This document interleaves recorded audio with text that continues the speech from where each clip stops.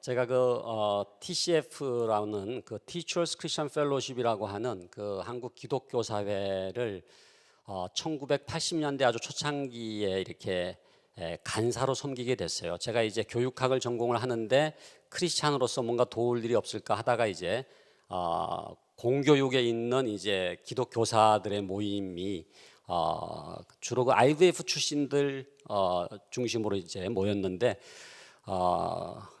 그 TCF 간사를 하면서 제가 이제 기독교사 운동과 연결이 되고, 그래서 조홍교사 운동이라고 지금 하고 있는 것하고 연결이 됐는데, 그래서 제가 TCF에 대한 참 그 애정이 있어요. 그래서 우리 지금 전영일 선생님도 그렇고 우리 박은철 선생님도 그렇고 TCF에서 오라 그러면 저는 그냥 갈 수밖에 없는 그런 존재입니다. 마침 또 우리 한정호 목사님이 또 제가 있는 지금 기독교 학교교육 연구소에 연구원으로 몇 년 동안 근무를 하면서 연구소에 있는 자매님을 만나서 결혼을 했어요. 결혼하고 나서 금방 그만두시더라고요. 해가지고 근데 너무 아주 반갑게 오늘 만났는데 굉장히 제가 부담스럽습니다. 이 김효신 목사님이 또 이렇게 그냥 학부형으로 이제 앉아 계신다고 그래가지고 좀 나가 주시면 좋을 것 같은데. 같이 지금 참 이렇게 사역한 지 오래됐습니다만은 제가 섬기는 기독교 학교 연구소에 이제 이사님으로 도와주시고, 또 목사님 섬기시는 ACSI 코리아에 제가 또 같이 이사로 참여하면서 정말 삶으로 가르치는 것만 남는다, 그걸 제가 배우고 있습니다. 정말 존경하는 목사님 또 내외분이 같이 계셔서 정말 큰 힘이 됩니다. 제가 이제 기독교 학교 교육 연구소라고 하는 이제 연구소를 하면서 저희가 이제 컨설팅을 이제 많이 하는데, 이제 꿈의 학교를 컨설팅을 했고요, 또 샘물 학교라고 컨설팅을 하고 했었고, 지금은 한동 국제학교를 하고 있어요. 한동 국제학교 컨설팅을 하고 있는데, 여러 가지 요인 중에서 이 학부모님들이 너무 중요하더라고요. 그러니까 학부모님들이 정말 그 학교의 스피릿을 가지고 그야말로 비전의 동역자로서, 단지 그냥 이렇게 투자자가 아니고 또 뭐 감시자가 아니고 내가 이만큼 등록금을 냈는데, 수업료를 냈는데 어느 정도 아웃풋이 있느냐, 그 인풋 아웃풋을 이렇게 따지는 그런 어떤 입장이 아니라 정말 이 비전에 내가 동역자가 되어 있는 그런 그 부모님들이 계신 학교는 굉장히 든든해요. 근데 이제 그렇지 않으면은 굉장히 어려움이 있더라고요. 근데 제가 그 학교들을 방문하면서 한 가지 깨달은 게 뭐냐면은, 기독교 학교에 자녀를 보낸 부모님이 굉장히 신앙이 좋은 것 같지만은 계속해서 흔들리고 계시더라고요. 나 떨고 있니? 그게 이제 지금 우리 기도 학부모님들의 고백인 것 같아요. 정말 내가 지금 제대로 하고 있는지에 대해서 이렇게 내 마음이 확정되었고 내 마음이 확정되었사오니 내가 노래하고 내가 찬송하리다, 이렇게 찬양을 하는 게 아니라 계속 이렇게, 아까 옆집 아줌마 얘기했습니다만은, 이렇게 옆집 아줌마 만나면 어디 갔다 오세요 그러면, 아니 뭐 어디 갔다 온다기보다도 그냥 그러면서 이제 흔들리는 거예요. 근데 다시 한번 우리가 오늘 저는 굉장히 중요한 시간이라는 생각이 듭니다. 정말 뭐가 진정한 자녀 교육의 성공이고 우리가 어떤 자녀를 키우기 위해서 우리가 목적하는 바가 뭐고 지향점이 뭔지에 대해서 다시 한번 확고히 할 수 있는 그런 시간이 됐으면 하는 바람이 있습니다. 여기 보면은 이제 제가 이 여경지근의 원리다 해서, 이 여경지근이, 여러분들 이 사자성어를 아십니까? 여경지근. 여경지근이 무슨 뜻인지 아세요? 예, 여자 경찰이 가까이 있다라고 하는 그런 이제 뜻인데,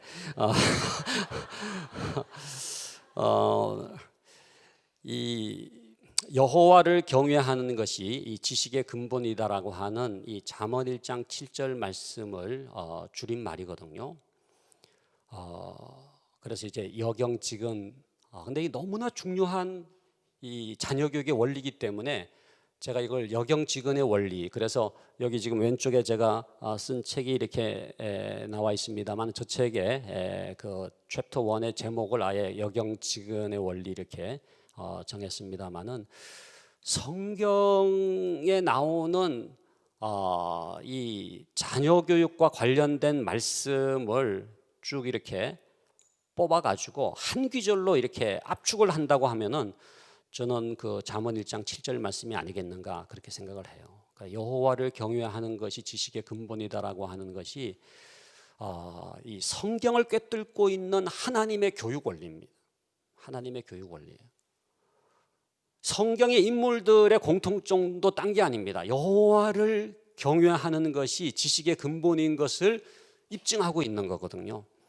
그래서 오늘 이 원리를 중심으로 해서 이제 같이 나누면 하는 바람이 있습니다만은, 여호와를 경외하는 것이 지식의 근본이다. 굉장히 간단하게 되어 있습니다. 그러니까 여호와를 경외하는 것과 지식의 근본이라고 하는 것이 분리되지 않는다는 거예요. 연결되어 있습니다. 그래서 여호와를 경외하는 것이 여호와를 경외하는 걸로 끝나는 것이 아니라 그것을 통해서 하나님께서 베풀어 주시는 축복이 있는데, 그것이 지식의 근본으로까지 이제 연결이 된다 하는 거죠. 이거를 우리가 이렇게 그 네 가지 요인과 이렇게 연결해서 그림을 그려보면은 이런 화살표 모양이 될 수가 있는데요. 그러니까 여호와를 경외하는 자녀가 부모를 공경하게 되고요. 부모를 공경하는 자녀가 선생님을 존경하게 되고요. 선생님을 존경하는 자녀가 학업 성취가 향상되는 거예요. 이건 좁은 의미의 어떤 성적이 오른다 그런 개념이 아니라 정말로 실력 있는, 정말로 능력 있는, 하나님의 일꾼으로 쓰임 받을 수 있는 그러한 역량이 생기는 변화가 일어나게 된다는 거거든요. 저는 이 네 가지가 이렇게 뗄래야 뗄 수 없는 관계에 있다고 생각을 해요. 사실 한국에 이 굉장히 심각한 이 가정의 증세가 있다고 한다면은 소위 그 이고 익스펜션이라고 부르는데, 이 자아 팽창입니다. 자아 팽창. 자아가 팽창됐다. 속된 말로는 이 간땡이가 부었다 이렇게 얘기할 수 있을 겁니다. 예? 우리가 이렇게 자녀들을 하나둘 이렇게 곱게 키우다 보니까는 그 아이가 굉장히 이렇게 그 자아가 팽창돼 가지고 기고만장해가지고 천상천하 유아독존이라고 생각하는 그런 식으로 이렇게 권위를 인정하지 않는 그러한 가정이 너무너무 많아요. 그러한 자녀들이 너무너무 많아요. 저는 우리 한국 가정의 거의 대부분의 가정에서 겪는 문제가 뭐냐? 그것은 이 자아팽창의 문제. 그 아이들이 권위를 인정하지 않기 때문에 오는 문제가 심각하다라고 생각합니다. 그러니까 여호와를 경외하는 교육이라고 하는 것은 한마디로 하나님의 권위를 인정하는 교육이에요. 어떤 점에서 저는 기독교 교육에서 가장 중요한 요소가 뭐냐 하면은 이 권위 교육입니다. 권위를 인정하는 법을 배우는 교육. 그래서 그 파운데이션이 뭐냐 하면은 밑바탕에 있는 것이 하나님의 권위를 인정하는 법을 배우는 게, 이게 기독교 교육의 가장 기본이에요. 이게 여호와 경외 교육이거든요.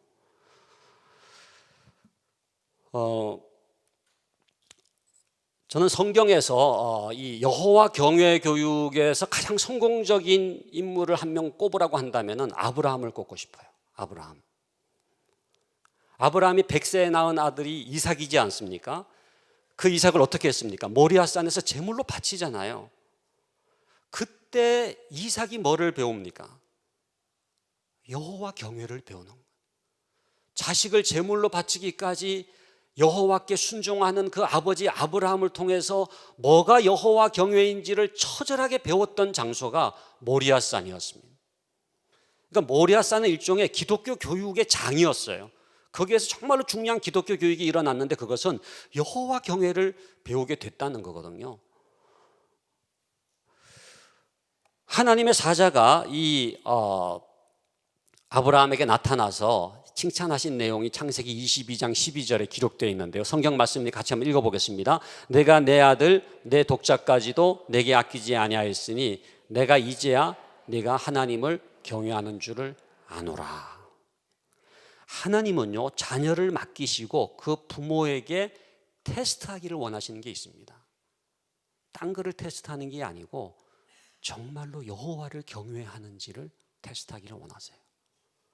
그러니까 이 창세기 22장의 이 말씀을 여러 가지로 해석할 수가 있죠. 뭐 모리아산 사건에 대해서 우리가 얼마든지 다른 은혜를 받는 성경 본문으로 우리가 사용할 수 있겠습니다만은, 저는 이 구절은요, 이 모리아산의 이 이삭을 제물로 바치는 사건은요, 이 아브라함이 정말로 여호와를 경외하는지를 테스트하는 시험이었고요, 그것은 자녀 교육하고 연결이 되어 있다는 거예요. 그러니까 이삭을 맡기시고 그 이삭을 어떻게 양육해야 되는지에 대해서 그 부모가 가져야 될 가장 중요한 것이 여호와를 경외하는 것이기 때문에 그것을 지금 테스트하시는 그러한 장면이라는 거죠.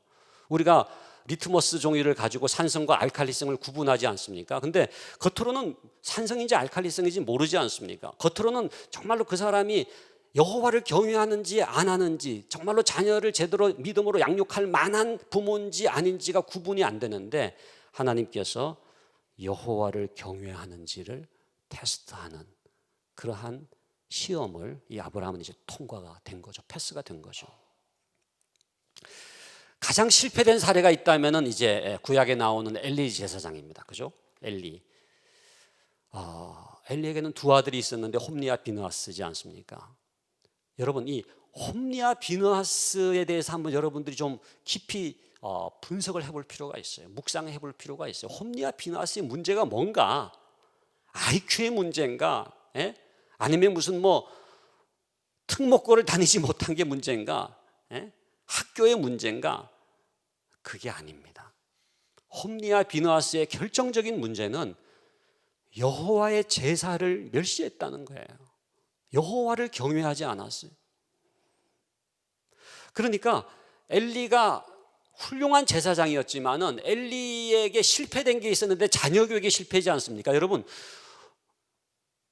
목사라고 해서 그 자녀 교육이 보장되는 게 아니에요. 그죠? 여러분들이 무슨 권사님도 계실 수가 있고 집사님도 계실 수가 있는데, 무슨 교회 직분자라고 해서 그 자녀가 저절로 뭐 신앙 교육이 되고, 절대 그렇지 않습니다. 엘리가 제사장이었지만 자녀 교육에서 실패하는 것은 우리 모든 교육자들에게 특별히 도전을 줘요.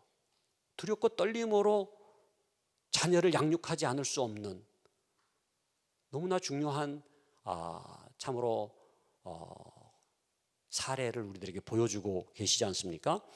그 엘리에 대해서 이 하나님께서 책망하신 내용이 이 사무엘상 2장 29절에 나타나고 있거든요. 내 아들들을 나보다 더 중히 여겨.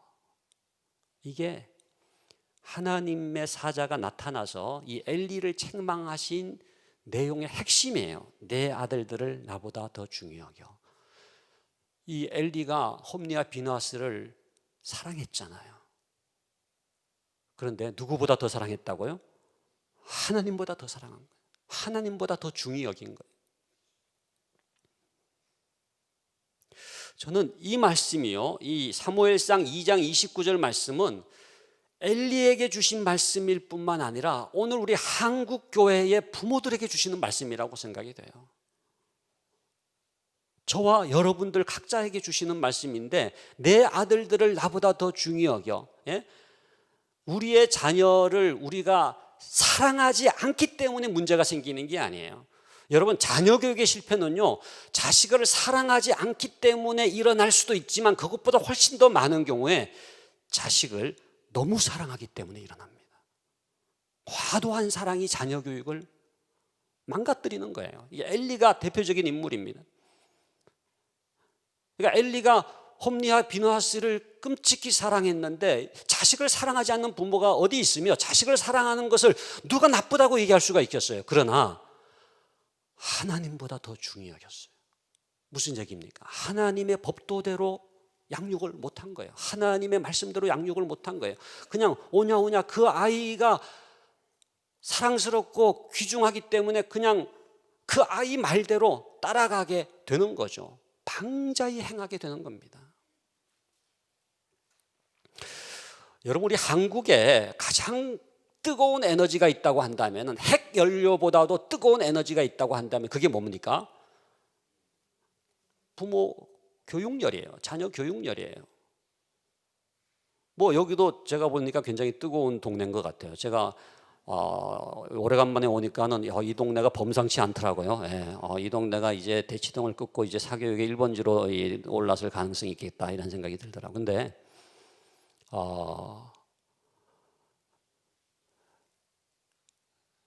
자녀를 사랑하고 그래서 교육열을 갖고 그렇게 하는데 그것이 세속적인 교육열이지 이 신앙 교육열이 아니더라고요. 여러분, 자녀 신앙 때문에 혹시 과외 선생님 모셔본 적 있는 분 계십니까? 제가 이때까지 살아오면서 딱 한 분, 장로님 가정인데 그 가정에서는 교회 교육전도사님을 집에 모셔가지고 과외 선생님으로 모셔가지고 그 자녀들 성경을 가르치는 그 장로님이 한 분 계셨어요. 정말 천연 기념물 같은 분인데 여러분, 저는 우리 한국 교회에 또 우리 뭐 수원중앙기독초등학교나 중학교도 마찬가지입니다만은 정말로 이 발전기가 돌아가야 되는데 어떤 발전기냐 하면은, 여러분, 풍력 발전기라고 하는 건 뭐예요? 임의로 불어대는 바람이라고 하는 에너지를 의미 있는 전기 에너지로 바꿔주는 게 풍력 발전기잖아요. 수력 발전기는 물의 낙차, 물이 떨어지는 그 에너지, 그 의미 없이 막 떨어지는 그 폭포수 같은 그 물의 에너지를 의미 있는 전기 에너지로 바꿔주는 게 수력 발전기지 않습니까? 우리 수원중앙기독초등학교와 중학교와 원천 침례교회와 우리 한국교회 안에 돌아가야 될 발전기가 있는데, 그건 뭐냐면은 세속적인 교육열이 의미 있는 신앙 교육열로, 하나님의 교육열로 전환될 수 있는 발전기가 돌아가야 되는 거예요. 저는 그런 점에서 너무나 귀한 일이라고 생각해요. 지금 이 수원중앙기독초등학교와 중학교 안에서 돌아가는 이 발전기야말로 우리의 이런 그 세속적인 교육열을 의미 있는 정말로 하나님의 교육열로 전환시켜주는 그러한 발전기가 아니겠는가. 근데 많은 경우에 우리가 자녀들을 사랑하지만은 하나님보다 더 사랑하는 그러한 오류가 뭡니까? 결국은 그 아이를 반듯하게 키우지를 못하고 그냥 오냐 결국은 그 아이들을 방자에 행하게 만드는 그러한 역할을 하게 되는 부모로 전락하는데, 그 대표적인 예가 바로 이 여호와 경외교회에서 실패한 이 엘리 제사장을 들 수가 있다고 하는 겁니다.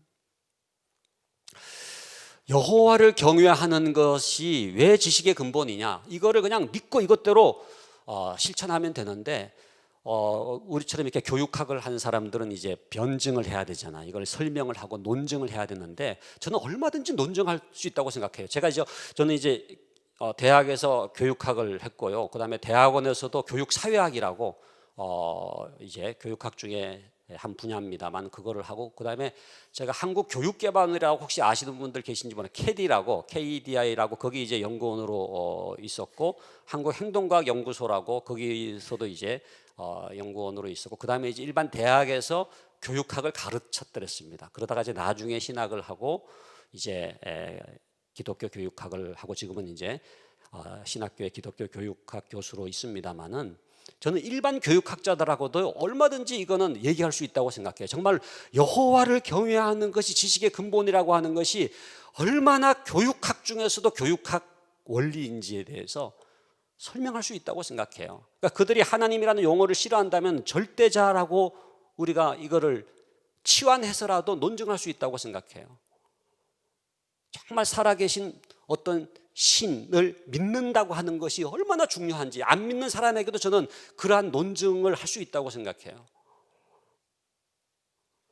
첫 번째는요, 여호와를 경외하는 자녀가요 권위를 인정할 줄 압니다. 여러분, 우리가 지금 초등학생이든지 중학생이든지 그 아이가 여호와를 경외하잖아요. 그러면 그 아이는요, 하나님의 권위를 인정한다는 뜻입니다. 경외한다고 하는 게 뭐예요? 두렵고 떠는 거거든요. 경배하는 거거든요. 예배한다는 거 하는 거거든요. 무릎을 꿇는다고 하는 거거든요. 그건 뭐냐 하면은 하나님의 권위 앞에 무릎을 꿇는 거예요. 권위를 인정하는 거예요. 저는 교육에서 가장 중요한 단어를 하나 꼽으라고 한다면은 authority, 이 권위라고 하는 단어를 꼽고 싶어요. 권위주의하고는 너무 다르죠. 권위주의는 해가지고 이래 저래 해가지고 이렇게 그냥 시키고 억압하고 군림하고 이게 권위주의지만은 권위라고 하는 거는 여러분 너무 좋은 겁니다. 마치 물이 높은 데서 낮은 곳으로 흐르는 것처럼 교육이라고 하는 게 뭐냐 하면은요, 권위가 있는 데서부터 흘러내리는 게 교육이에요. 지금도 교육이 일어나고 있는 이유는 뭐냐 하면요, 여러분들이 저의 권위를 인정해 주시기 때문에 그래요. 3명은 인정하고 있지 않고 계십니다만 근데 만약 인정하지 않으면은 아니 뭐 네가 뭔데 뭐 해가지고 이렇게 버티고 있잖아 그러면은 그분에게는 교육이 일어나지 않아요. 교육이 일어나지 않아요. 여러분 가정에서요, 부모님의 권위가 인정돼야 가정교육이 됩니다. 그러니까 우리가 많이 가르치고 뭐 잔소리하고 보다 훨씬 더 중요한 것은 부모가 권위를 가져야 돼요. 그 자녀가 부모를 권위 있는 존재로 인정하는 것이 교육되지 않으면은 허무한 거예요. 모든 교육이 되지가 않아요. 왜? 권위가 인정되지 않으면은 교육이 이루어지지 않기 때문에 그렇죠. 학교에서는요, 선생님의 권위가 인정돼야 돼요. 선생님의 권위가 인정돼야 돼요. 그러니까 교육 붕괴라고 하는 게 딴 게 아닙니다. 교실 붕괴라고 하는 거는 딴 게 아닙니다. 선생님의 권위가 인정되지 않는 순간 교육은 무너지게 되어 있어요. 제가 인권 조례 같은 거 사실 학생들의 인권을 중시한다고 하는 건 얼마나 좋은 겁니까? 그죠? 그런데 굉장히 그 위험할 수 있는 요소가 있다고 생각된 게 뭐냐면 선생님의 권위조차 이렇게 무너뜨린다. 그거는 아니라는 생각이 들어요. 그건 아니다. 왜? 그러면은 교육이 일어날 수가 없기 때문에. 그러니까 그런 점에서 이 권위를 인정한다라고 하는 거는 굉장히 중요해요. 저는 교회에서는요, 이 목사님과 또 여러분들 어떤 그 순장이라든지 구역장이라든지 다 그게요, 이 권위를 인정하는 것이 우리에게 굉장히 유익한 거예요. 만약에 내가 권위를 인정하지 않다, 가장 불행한 성도는요, 목사님의 권위도 장로님의 권위도 다 인정하지 않는 그 성도님에게는요, 교육이 일어나지가 않기 때문에. 그런데 그 밑바탕에 하나님의 권위를 인정하는 것이 있어요. 이게 제일 중요해요. 아까 우리가 자아팽창 얘기했습니다마는 너무나 많은 가정의 자녀들이 지금 스포일 돼가지고 그야말로 그냥 엄마 머리채 잡아당기고 아빠 우습게 보고 그러면 부모들은 또 야 그래 뭐 해달라는 거 얘기해봐 해가지고 이렇게 그 아이 비유 맞춰주는 식으로 전락해 버리게 되면은요, 가정은 무너지는 겁니다. 그런 스포일된 아이들, 그런 그 기고만장한 이 자아팽창 같은 그런 그 천상천하 유아독존 같은 그런 아이들에게 어떤 교육을 시켜야 되느냐? 좌절을 시켜버려야 된다는 거예요. 여러분 교육학 중에 저는 굉장히 중요한 교육학 용어 중에 이 좌절학습이라고 하는 게 있습니다. 좌절학습. 좌절학습이라고 하는 건 뭐냐면은 내가 좌절을 경험함으로써 권위를 인정하는 법을 배우는. 저는 어떤 점에서 하나님이 우리를 교육하실 때 가장 중요하게 사용하시는 하나님의 교육 방법이 좌절학습이라고 생각해요. 좌절학습. 여러분 지나온 인생을 한번 생각해 보세요. 시련이 있었잖아요. 그죠? 역경이 있었잖아요. 고난이 있었잖아요. 그런 시련과 역경과 고난을 통해서 우리가 좌절을 경험하지만 그 좌절 속에서 하나님께서 뭐를 깨닫게 해주십니까? 하나님의 권위를 인정하게 해주시는 겁니다. 송명희 시인이라고 있지 않습니까? 송명희 시인, 그 뇌성마비 시인, 그분이 아주 좋은 복음성가를 많이 작곡하고 또 작사도 했는데 나 가진 재물 없어도, 제가 이제 계속 부르면 굉장히 멋있게 부를 수 있는데 시간이 없기 때문에. 근데 그분이 그 쓴 글 가운데 그 고난의 학교라고 하는 글이 있어요. 고난의 학교. 근데 자기가 태어나자마자 뇌성마비로 태어났기 때문에 고난의 학교에 입학했다는 거예요. 그 고난의 학교의 선생님들이 누구냐? 고난 받으신 사도들, 선지자들, 예언자들이라는 거예요. 그 고난의 학교의 교장 선생님이 누구냐? 제임스 딘이 아니고 거기에서는 가장 고난을 받으신 분이 누굽니까? 예수님이죠. 십자가의 고난을 받으신 그 예수님이 교장 선생님이라는 거예요. 그러면 교과목이 뭐냐? 국어, 영어, 수학을 배우는 게 아니라 인내, 핍박, 연단, 시련, 역경, 이게 교과목이라는 거예요. 그러면서 마지막에 뭐라고 적었느냐 하면은 고난의 학교를 졸업하지 않고서는 영광의 학교에 입학할 수 없다. 제가 아주 그 문장이 아직 기억에 남아 있는데요. 저는 고난이 내게 유익이라는 말씀이 너무너무 교육학적으로 맞는 말씀이라는 생각을 얼마나 자주 하는지 몰라요. 그러니까 우리의 자녀들을요 곱게 키우는 게 좋은 교육이 아니고 그 아이가 고난을 통해서 하나님의 권위를 인정하는 법을 배워야 된다는 거예요. 그러니까 어떤 점에서는 지리산 종주라든지 우리 지금 수원 중앙기독초등학교나 중학교에서 하고 있는 굉장히 중요한 프로그램 중에 하나가 아이들이 이렇게 좀 고난을 체험하는 그런 그 프로그램들 있지 않습니까? 굉장히 중요해요. 왜? 그것을 통해서 자기가 꺾어지고 좌절을 경험하면서 하나님의 권위를 인정하는 법을 배우기 때문에. 그런데 그 밑바탕에 바로 이 여호와 경외 교육이 있습니다. 하나님 앞에 무릎을 꿇는, 하나님 앞에 무릎을 꿇고 하나님의 권위.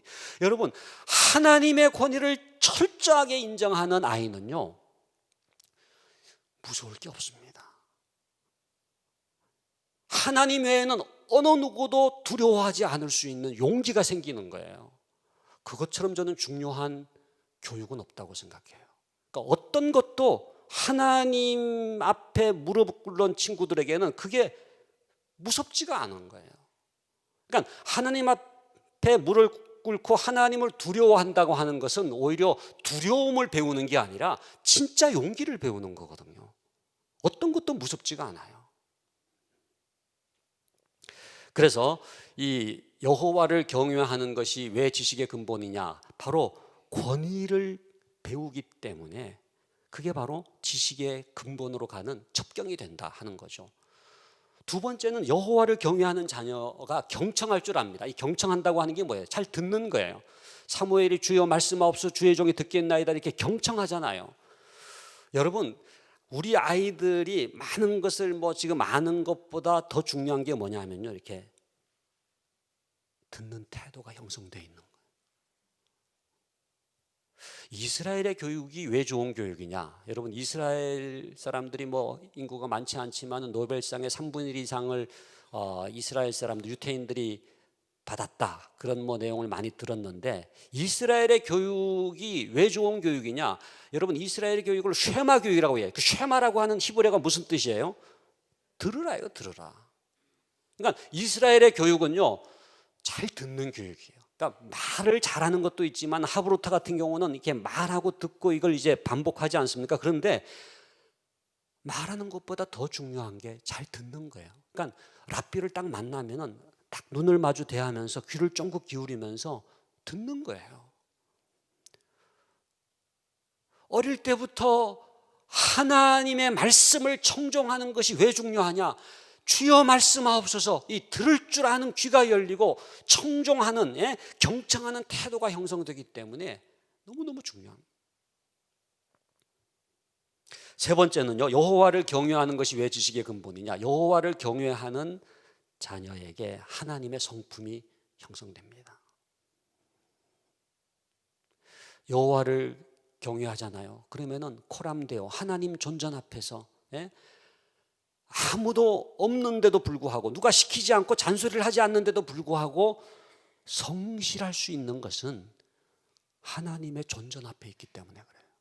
그러니까 여호와를 경외하게 될 때에 형성되는 덕목이 충성스러움, 책임감, 인내, 성령의 9가지 열매가 딴 게 아닙니다. 여호와를 경외하는 자에게 허락된 축복이에요. 성품이에요.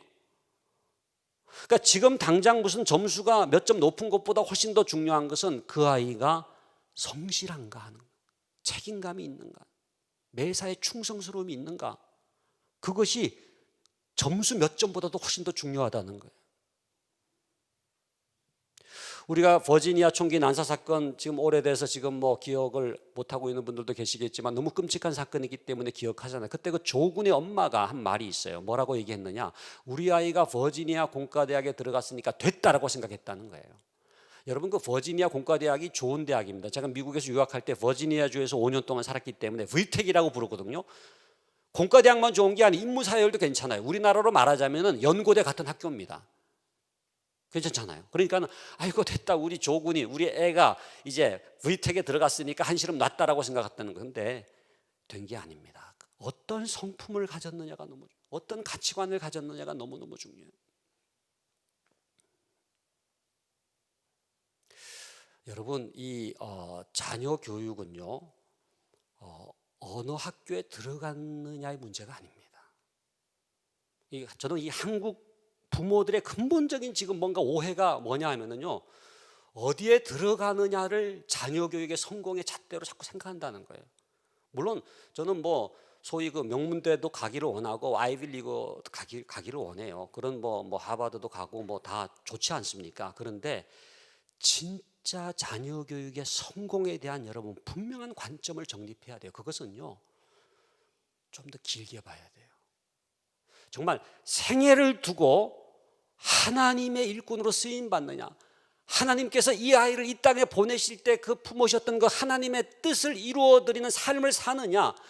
그래서 그야말로 라이프롱 에듀케이션이에요. 정말로 평생 교육이라는 말을 쓰지 않습니까? 생애를 통해서 그 아이가 어떤 삶을 사느냐를 가지고 자녀 교육의 성공을 얘기해야 돼요. 저는 그렇게 생각합니다. 진짜 성공적인 자녀 교육을 제가 이렇게 표현하고 싶어요. 천국 가서도 후회하지 않는 자녀 교육. 그러니까 저의 그 성공적인 자녀 교육의 데피니션이에요. 성공적인 자녀 교육이 뭐냐? 천국 가서도 후회하지 않는 자녀 교육. 여러분, 천국의 실종자 가족에 대해서 묵상해 보신 적이 있습니까? 천국의 실종자 가족. 여러분, 실종자 가족처럼 가슴 아픈 사람이 없다고 그러더라고요. 지금도 세월호 미수습자가 9명이 있지 않습니까? 그런데 그 실종자 가족들은요, 시신을 찾은 사람이 그렇게 부럽다는 거 아니에요. 예? 시신이라도 찾았으면 이렇게 고통스럽지는 않을 텐데 살았는지 죽었는지 소식은 없고, 예? 얼마나 가슴 아픈지 모른다는 거예요. 그런데 우리가 먼저 천국에 갔어요. 부모님들이 먼저 천국에 갈 가능성이 많지 않습니까? 자녀가 올 때가 됐는데 안 오는, 야, 이제는 올 때가 됐는데 소식이 없는 거예요.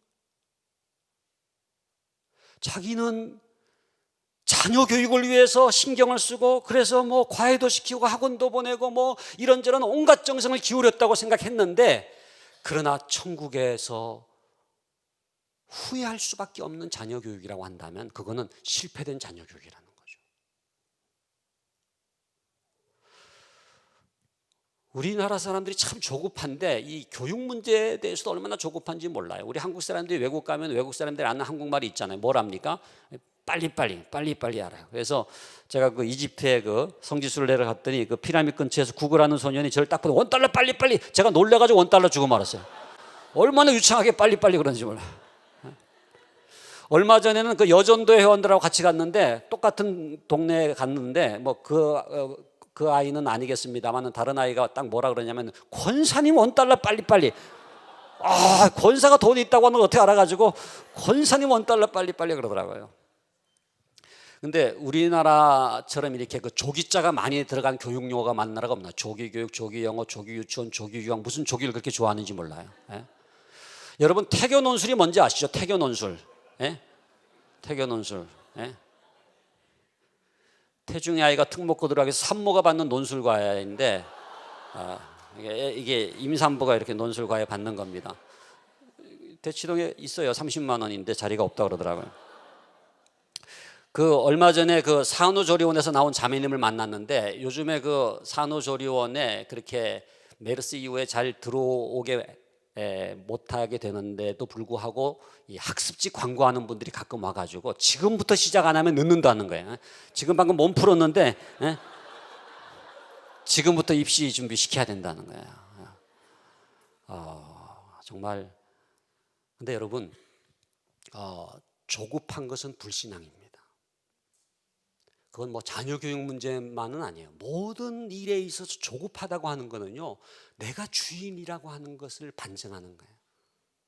하나님을 신뢰하고 있지 않다는 거예요. 그러니까 여러분들 지금 자녀 교육에 대해서 내가 수원중앙 기독초등학교를 보내고 중학교를 보냈는데 마음이 내가 조급하다. 도대체 이 학교 뭐야 이거? 그러면서 이렇게 아니 뭐 노는 건 좋은데 이 지금 공부를 하자는 거야 말자는 거야? 그런 마음을 갖고 어쩔 줄 몰라 한다면은 여러분이 지금 주인이어 가지고 지금 노심초사하는 거예요.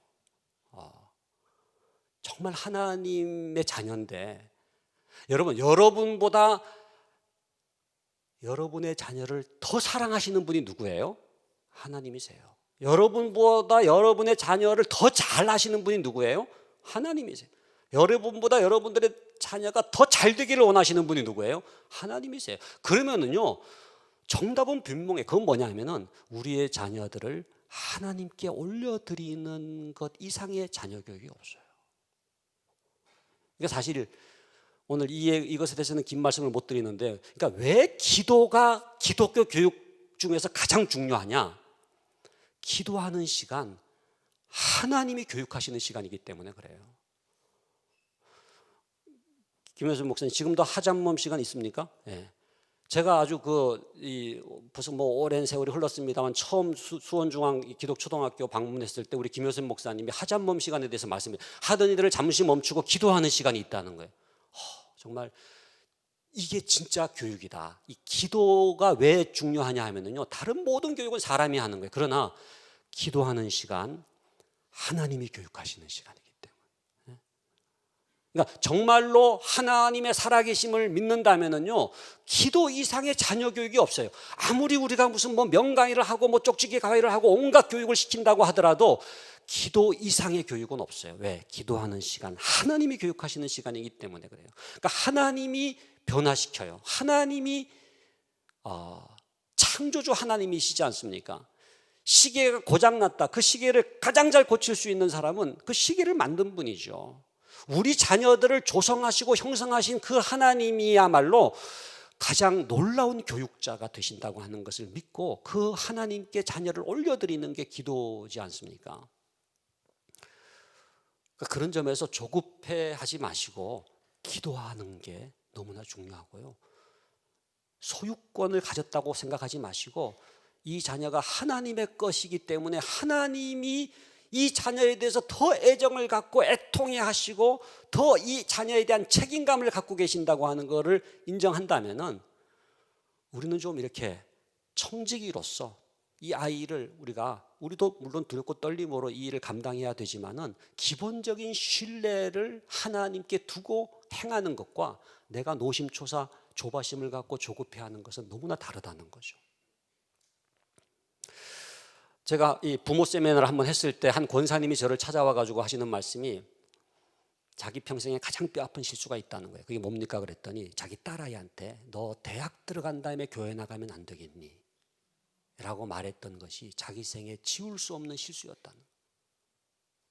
얘기를 들어보니까 그 딸아이가 중학교 때까지는 교회를 잘 다녔어요. 교회학교 중등부도 잘 다녔어요. 고등학생이 됐어요. 불러다가 야, 너 고등학교 때는 교회 나가지 말고 공부만 열심히 해가지고 명문대 들어간 다음에 교회 나가면 일거양득이 아니겠는가 생각해가지고 너 대학 들어간 다음에 교회 나가면 안 되겠니? 라고 말했던 것이 자기 생에 가장 뼈아픈 실수였다. 그 시간으로 이 아이가 교회를 떠났어요. 신앙을 등졌어요. 돌아오질 않았어요. 그 권사님이 울면서 하시는 말씀이 지금도 그 아이가 자기 가슴에 못을 박고 있다는 거예요.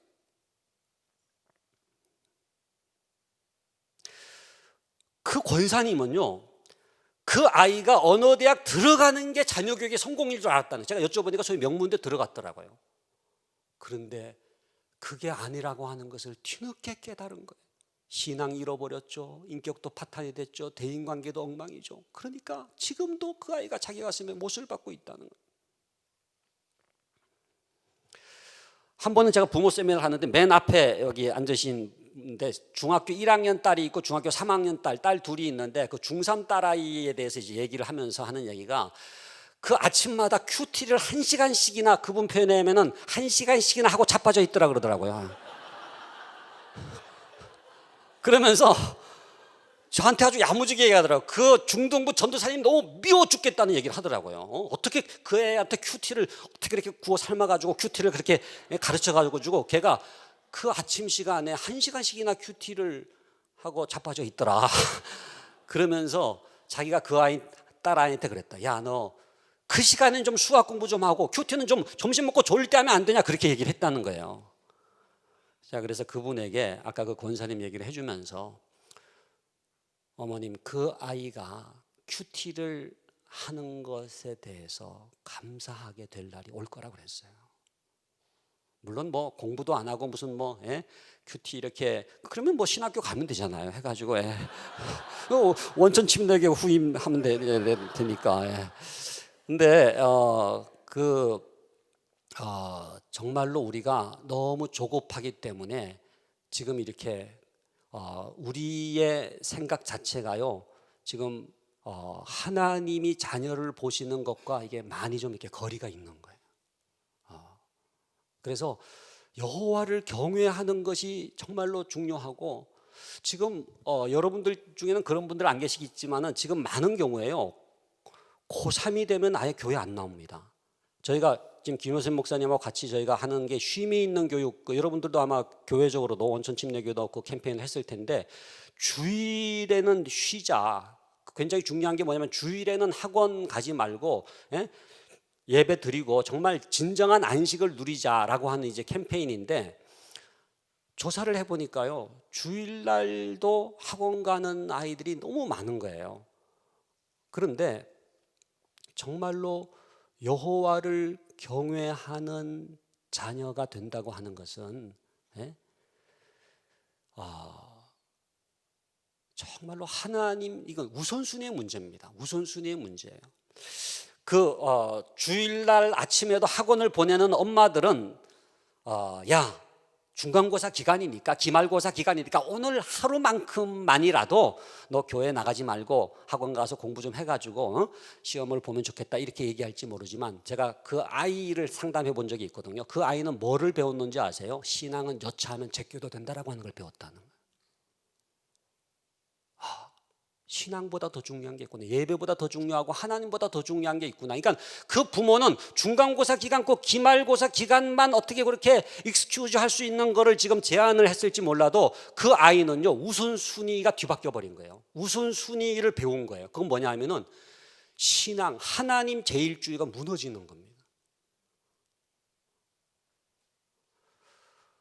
근데 정말로 여호와를 우선순위로 너희는 먼저 그의 나라와 그의 의를 구하라 그리하면 이 모든 것을 너희에게 더하시리라. 구약도 마찬가지고 신약도 마찬가지고 계속해서 강조하는 것은 우선순위의 문제거든요. 신앙은요 우선순위입니다. 먼저 하나님, 먼저 그의 나라, 먼저 여호와 경외 이렇게 될 때 이 모든 것을 너희에게 더해 주시겠다라고 하는 거거든요. 근데 그 더해 주시는 것 중에 굉장히 중요한 게 성품이 달라져요. 태도가 달라져요.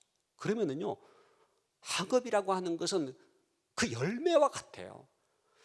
제가 분명히 예언할 수 있는 건죠. 제가 지금 장신대에서 지금 기독교 교육학과 학생들 또 신대원 학생들 이렇게 가르치는데 앞에 이렇게 성실하게 앉아 있는 아이들이 있어요. 그 아이들 지금 소위 그 GPA 그 평점은 좀 더 낮을 수가 있지만은 분명히 예언할 수 있는 거는요. 그 아이는 점점 잘 될 거다. 잘 될 거다. 교육은 두 종류가 있습니다. 갈수록 시드는 교육이 있고요. 갈수록 흥왕하는 교육이 있어요. 지금 우리나라 교육은요, 공교육에서 이루어지는 교육은요, 갈수록 시드는 교육이에요. 뭐예요? 요령 배워가지고 지금 당장 써먹을 거 배워가지고 점수는 잘 맞지만은 교육에 대한 징후감을 갖게 만드는 그런 교육이잖아요. 우리나라 아이들이 공부를 잘해가지고 소위 뭐 핀란드라든지 이런 나라처럼 굉장히 이렇게 학업 성취는 뛰어나지만은 핀란드하고 우리나라의 차이가 뭐냐면요, 핀란드는 공부를 즐겁게 하면서 성취가 되는데 우리는 억지로 시키니까 공부에 대한 칭호감만 느는 거예요. 여러분 SAT 점수 잘 받아가지고 이 아이빌리그에 진학하는 우리나라의 아이들이 중퇴하는 비율이 44%인 거 여러분들 아시잖아요. 그러니까 오래 가지를 못해. 왜? 공부에 대한 칭호감이 쌓여 있기 때문에 할 수만 있으면 이제는 안 하겠다라고 하는 생각을 키운 교육이기 때문에 사실은 진짜 뭐를 가르쳤느냐, 공부에 대한 칭호감을 가르친 거예요. 그런 점에서 정말 태도가 얼마나 중요하냐, 그것이 이 여호와 경외의 하나의 그 아름다운 결과다라고 하는 거죠. 네 번째는요, 여호와를 경외하는 자녀에게 꿈과 비전이 생깁니다. 여러분 가장 중요한 자녀 교육 중에 하나가 뭐냐면요, 왜 공부하는지를 아는 거예요. 삶의 목적이 생기는 거예요. 삶의 방향이 생기는 거예요. 하나님, 저는 모세 같은 인물이 되고 싶어요. 저는 다윗 같은 인물이 되고 싶어요. 그런 아이들이 이런 그 마음의 소원을 갖게 되는 거 있잖아요. 가슴이 뜨거워지고 가슴 뛰는 일이 생기는 거 있잖아요. 그러면은 스스로 시동을 걸어요. 자기주도적 학습이라고 하는 게 딴 게 아닙니다. 정말로 내가 분명한 목적을 깨닫게 될 때 스스로 시동을 거는 거지 않습니까? 하나님은요, 우리 아이들을 이 땅에 보내실 때 모든 아이들 한 명 한 명에 대해서 디바인 퍼포스를 가지고 신적 목적을 갖고 있어요. 그게 뭐냐 하면은 하나님의 의지죠. 하나님의 의지. 그러니까 하나님의 의지가 없이 이 땅에 태어난 아이는 아무도 없습니다. 저절로 우연히 태어난 게 아니에요. 하나님이 뜻을 갖고 목적을 갖고 이 땅에 보내신 거죠. 그게 그 아이의 비전입니다. 소명이기도 하고 비전이기도 하고 꿈이기도 하고, 그 비전을 이루게 하시기 위해서 하나님이 선물로 주시는 게 있어요. 그게 뭡니까? 은사예요. 은사. 그러니까 모든 아이, 70억 인구가 있습니다만은 모든 자녀에게는 하나님의 비전이 있고 그 비전을 이루게 하시는 하나님의 은사가 있다, 선물이 있다는 거예요. 이게 다 달라요. 그러니까 하나이도 똑같은 게 없어요. 똑같은 목적을 가지고 있는 존재는 없어요. 제가 일란성 쌍둥이라고 하는 거 알지 않습니까? 모르시는 분들도 계시죠. 안양 쪽에 가실 때 조심하셔야 되는데 저랑 복제인간이 돌아다니고 있으니까 조심하시고. 새마냥병원 이제 원장으로 있습니다만은 박상은 장로라고 저기 샘물교회 장로입니다. 그 아프가니스탄 그 사건이 일어났던 근데 우리가 이제 결혼을 하면서 사진을 이렇게 나누는데 이 사진 굉장히 문제의 사진이 있어서 제가 보여드립니다만은 요게 이제 쌍둥이 사진이거든요. 제가 기도하는 소년입니다. 여기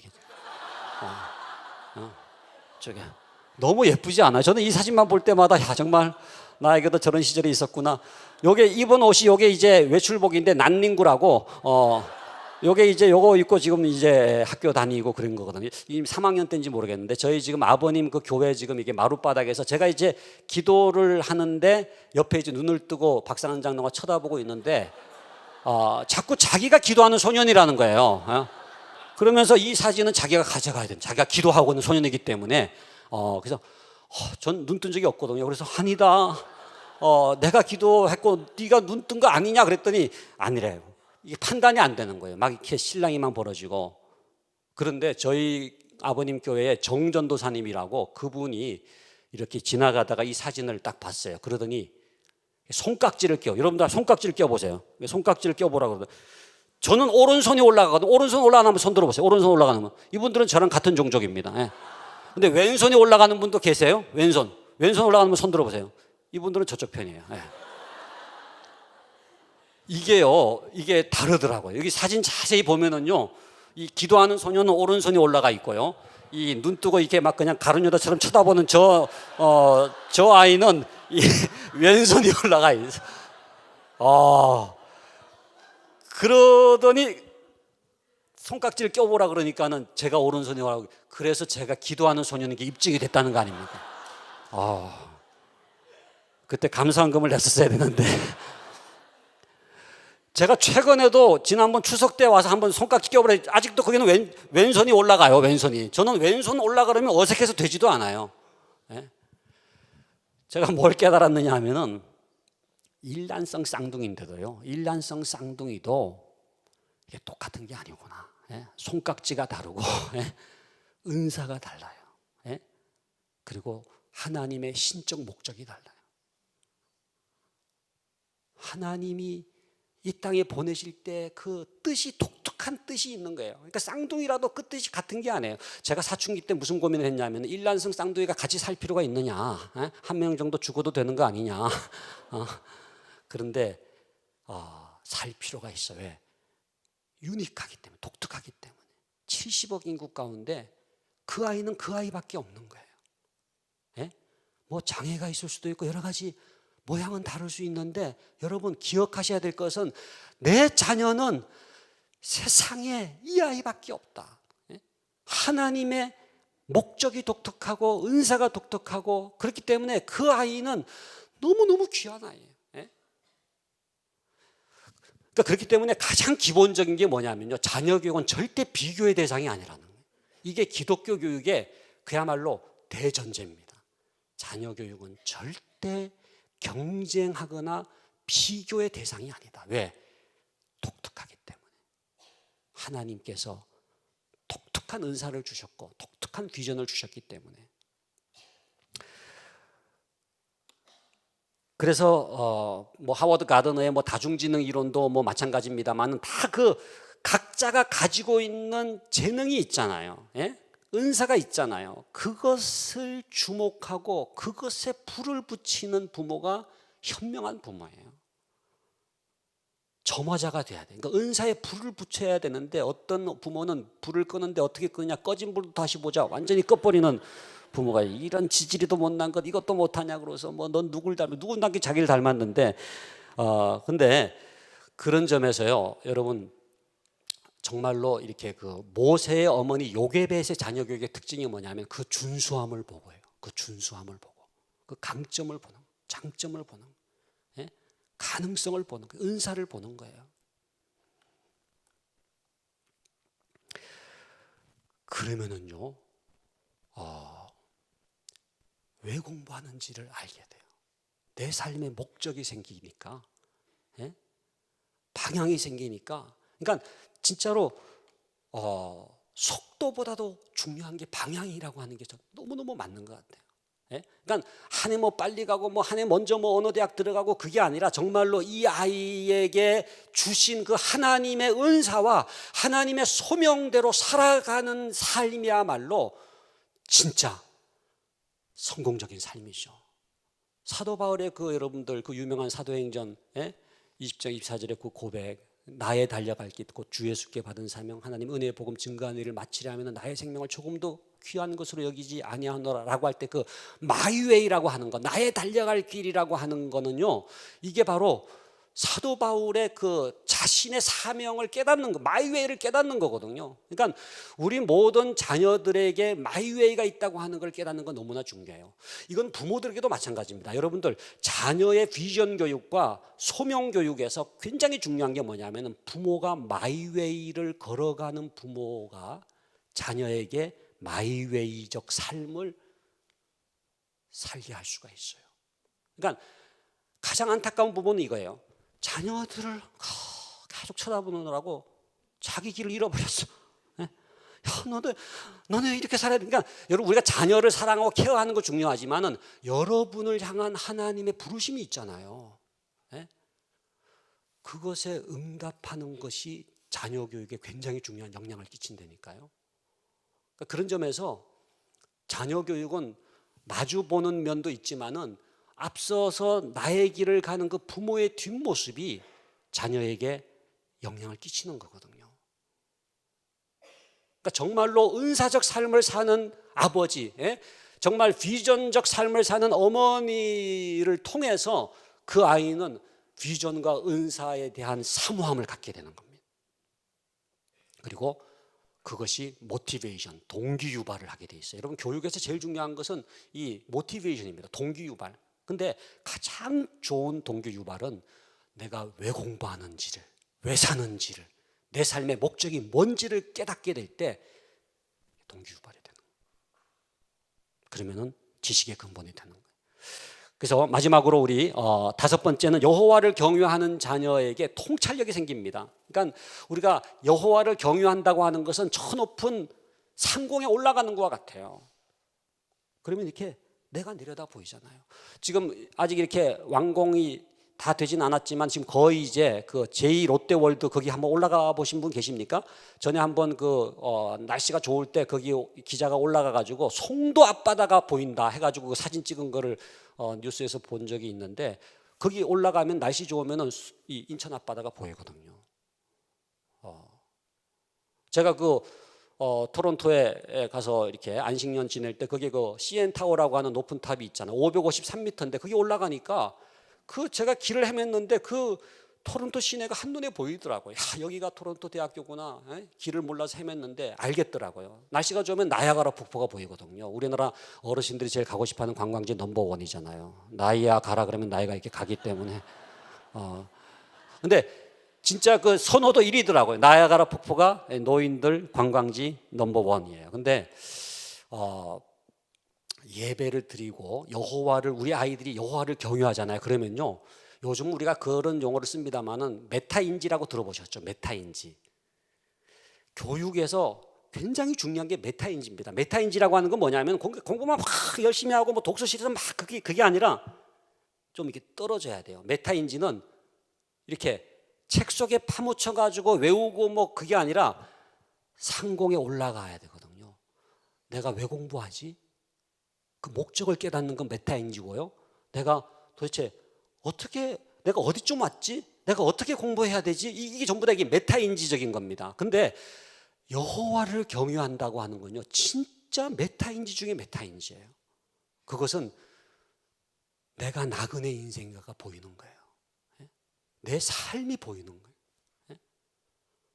그러니까 정말 이 철이 들었다 그러지 않습니까? 정말 지혜가 생긴다고 하는 건 뭐냐면은 나를 이렇게 벗어나서 하나님의 관점에서 내 인생을 볼 수 있는 거, 이게 진짜 지혜거든요. 그러면은 스스로인가 뭔가 하게 돼 있는 거예요. 제가 얼마 전에 이렇게 라디오를 듣는데 KBS 라디오에서 요즘 인문학 강좌가 유행이지 않습니까? 어떤 철학 교수가 이제 나와가지고 창의력에 대해서 얘기하면서 이스라엘 사람들이 노벨상을 많이 받는 것은 창의력이 뛰어나기 때문이라는 거예요. 그분이 교회를 안 다니는 분 같아요. 어떻게 설명하냐면은 이스라엘 사람들이 창의력이 뛰어난 이유가 뭐냐? 이스라엘 사람들이 믿는 야훼라고 하는 신은 보이지 않는 신이기 때문에 창의력이 뛰어나다. 그러니까 목상이나 불상이나 이렇게 보이는 신을 숭상하는 그런 민족은 창의력이 뛰어나지가 않다는 거예요. 근데 보이지 않는 하나님 야훼를 숭상하기 때문에 이스라엘 사람들은 상상력과 창의력이 뛰어나다는 거예요. 저렇게도 설명할 수 있구나 그런 생각을 했습니다만은, 여러분 정말로 우리 아이들이요, 성경을 배우고 예배를 드리는 거 있잖아요. 상상력과 창의력의 보고입니다. 엄청난 이미지네이션, 그리고 창의력이 거기서 개발되는 거예요. 그렇기 때문에 정말로 우리가 이 여호와를 경외한다라고 하는 것은 우리가 생각하는 것보다 훨씬 더 지식의 근본이다, 지혜의 원천이다, 통찰력의 원천이다. 제가 지금 5가지 말씀드렸습니다만은 5가지 정도가 아니고 수천 가지, 수만 가지예요. 정말로 여호와를 경외하는 것이 지식의 근본이라고 하는 이 말씀 속에, 이 역영지근의 원리 속에 담겨져 있는 하나님의 축복이 너무나 놀라운 거예요. 그래서 이걸 한번 이렇게 정리를 하면 이렇게 간단한 그림으로 됩니다. 이 그림 여러분들은 굉장히 간단하게 보시지만은 제가 이거를 그리는데 20년의 세월이 걸린 것 같아요. 돈으로는 한 5억 정도 든 것 같아요. 오늘 그냥 공짜로 가져가세요. 근데 신앙과 태도와 학업이 이렇게 연결되어 있다는 거예요. 여러분, 너무나 많은 부모들이요, 여기를 잘랐어요. 여기를 잘라가지고 학업에만 올리라는 거예요. 치맛바람을 일으키면서 공부 해가지고 성적 해가지고 어리석은 일입니다. 그 학업이 물론 중요한데요. 그 학업보다 더 중요한 게 태도예요. 성품이에요. 그 태도보다 더 중요한 게 신앙이에요. 그래서 이 여호와를 경외하는 것이 지식의 근본이라고 하는 이 말씀 속에 담겨져 있는 이 세 가지 이 원리가 뭐냐면은 신앙, 태도, 학업인데 이게 연결되어 있다는 거예요. 기독교 학교는 어떤 학교냐? 이것이 연결되어 있는 학교입니다. 그리고 이 연결이 얼마나 중요한지를 깨닫게 하는 학교입니다. 그렇기 때문에 신앙교육이 너무나 중요해요. 그 신앙을 통해서 그 아이가 반듯하게 자라요. 태도가 달라져요. 성품이 달라져요. 성실함이 생기고 책임감이 생기고 충성스러움이 생기고 인내할 줄 알고 이게요 그대로 이 학업으로 연결되게 돼 있어요. 학업의 열매가 나타나게 돼 있어요. 이때 이 학업이라고 하는 것은 비단 무슨 성적 이것만 얘기하는 게 아니에요. 수능 점수 이것만 얘기하는 게 아니에요. 진짜 실력이 생기게 돼요. 진짜 역량이 생기게 돼요. 진짜 능력이 있게 돼요. 그래서 이걸 가지고 한번 이게 8가지 이 부모의 유형으로 한번 분류를 해보면은요. 그러니까 한국의 부모들을 8가지로 나눌 수가 있습니다. 첫 번째는 무관심형은 어떤 사람이냐 하면은 신앙, 태도, 학업 전부 다 관심이 없어.